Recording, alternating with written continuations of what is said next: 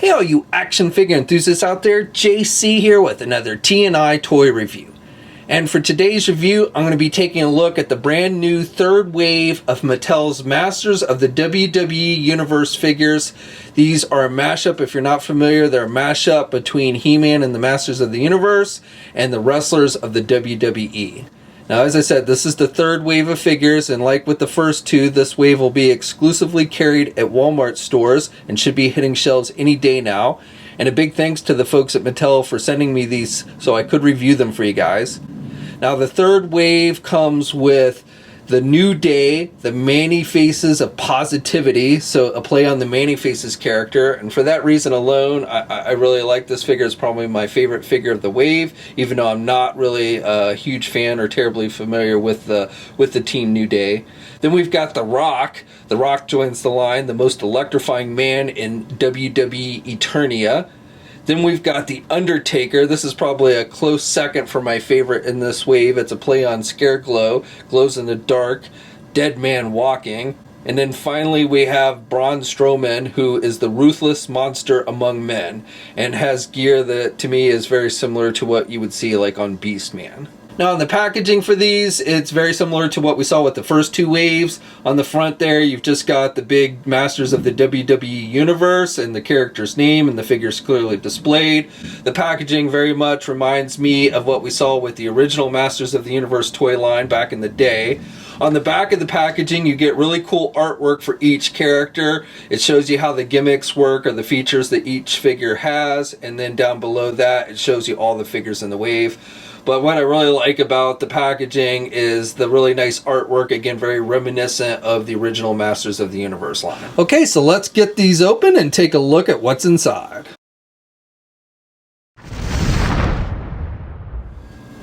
Now, another really cool thing I like about this line is that Mattel took the time to create little mini comics, again, paying tribute to the original Masters of the Universe line, for each of the characters with unique artwork and a little backstory for each character. So it's not like an elaborate comic, it's essentially just one page, and you also get some stats for the character on the other side there.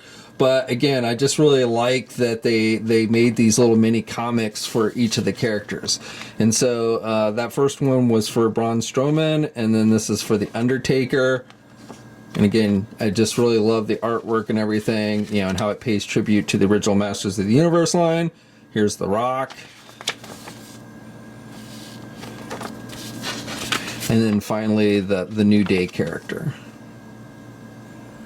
Okay, so let's start off taking a look at the Braun Strowman character, and overall, I think they've done a good job now. This is probably my least favorite figure in the line, simply because I'm not terribly familiar with the wrestler himself. I'm more of an old school wrestling fan. I used to watch wrestling all the time back in the late 80s and 90s, but I really don't watch wrestling much these days, so the newer wrestlers I'm just not as familiar with. But I do like the overall look that they've given the character. I know he's a big burly type guy, and he's got the big beard that's in keeping with how he looks when he's actually wrestling. He's also got the ponytail. The beard is done with a harder plastic. He's got some blue markings on his face here, which I don't know if that's something he actually uses or has when he's actually wrestling, or if that's something they included for this line.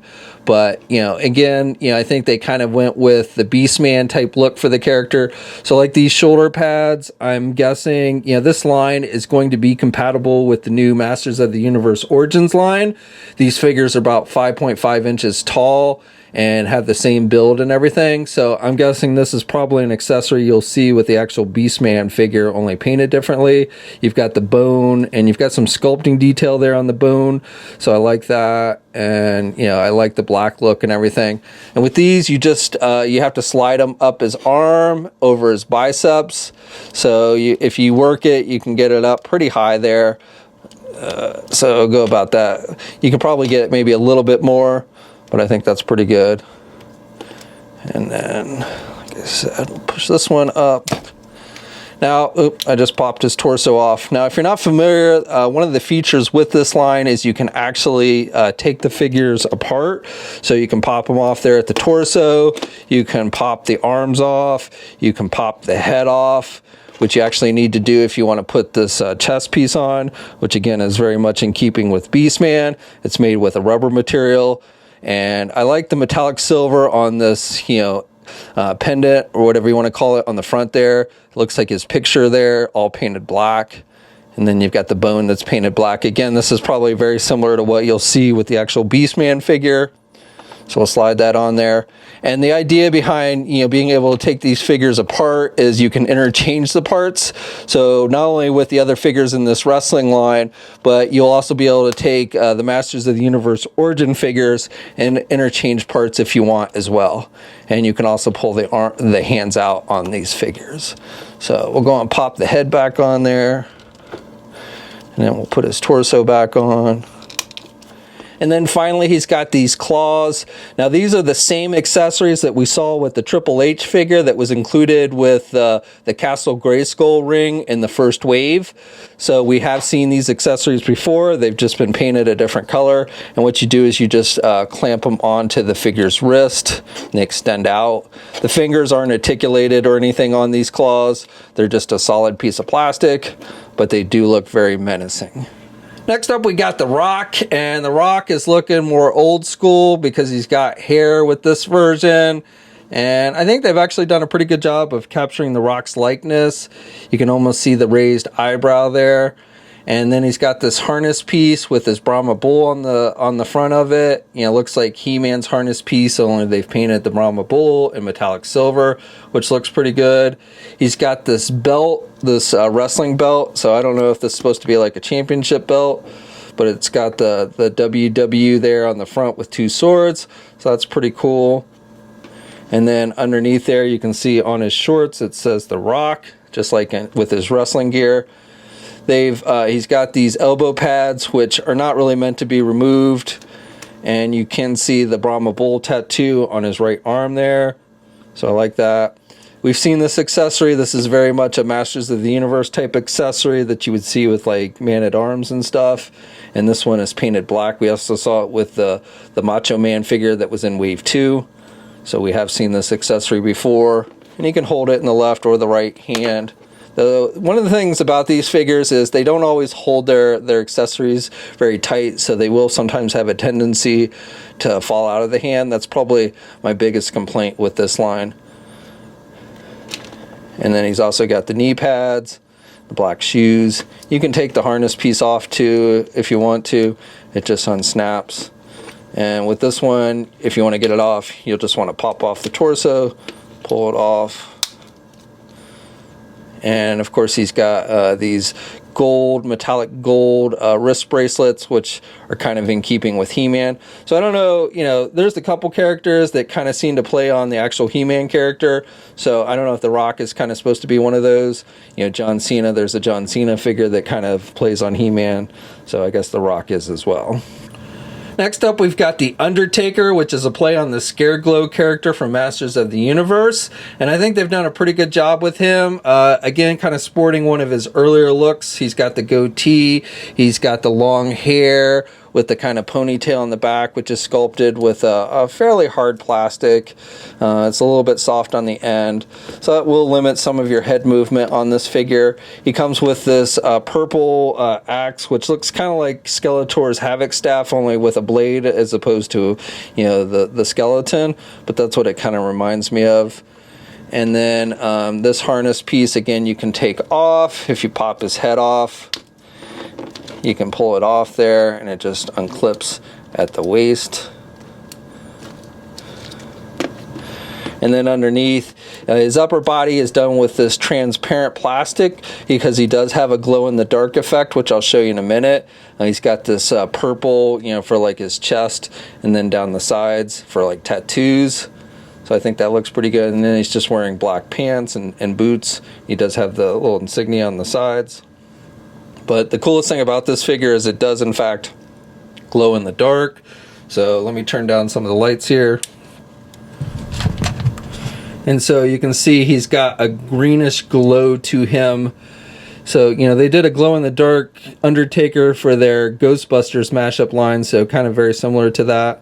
And overall, I think it looks cool. You know, when you've got the light turned down, you know, he does really nicely glow.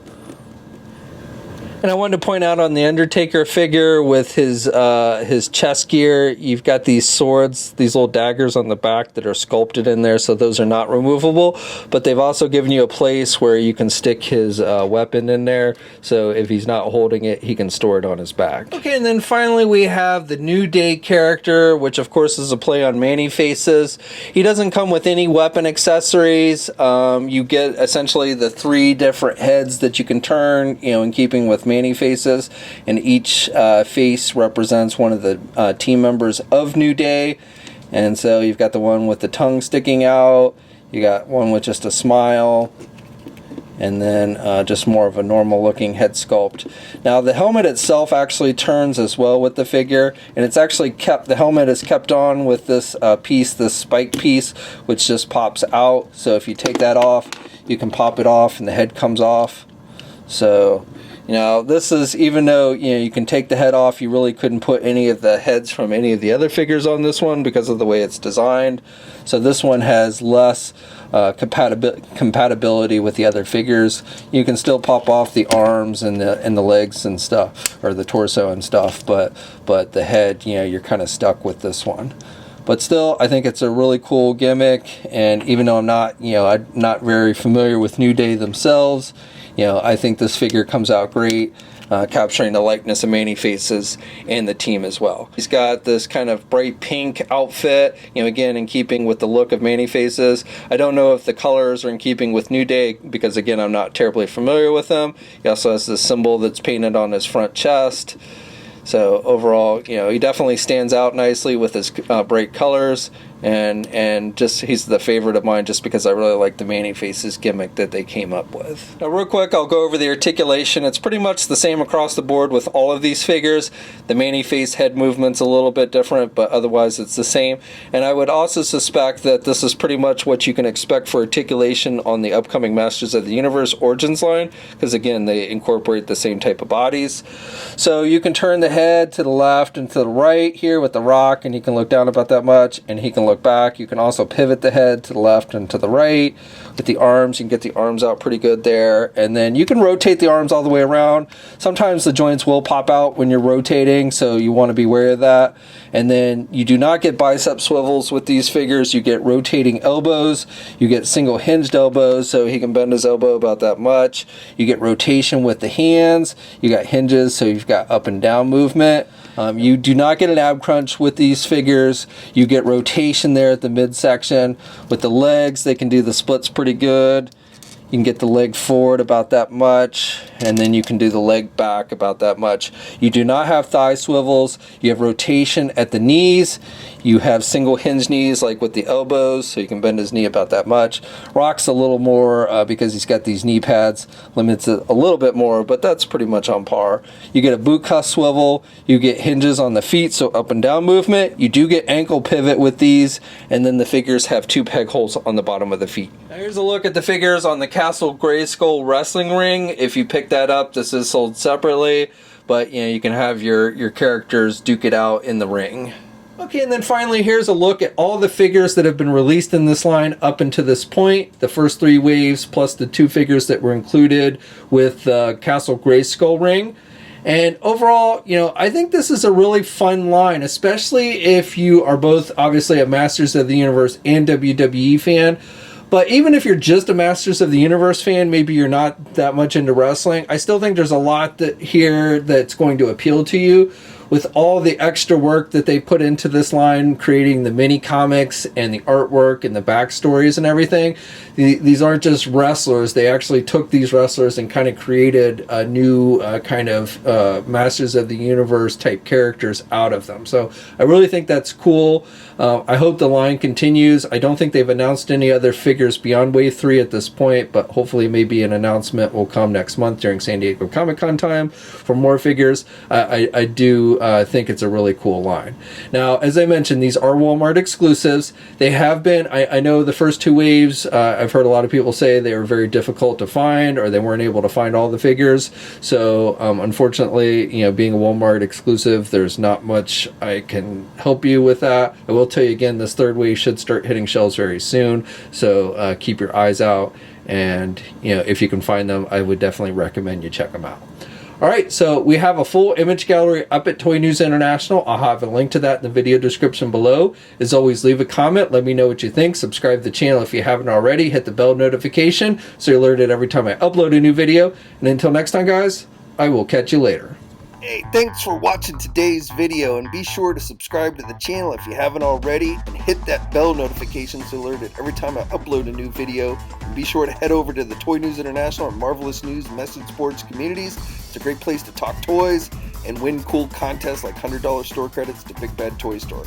And remember, action figures are great.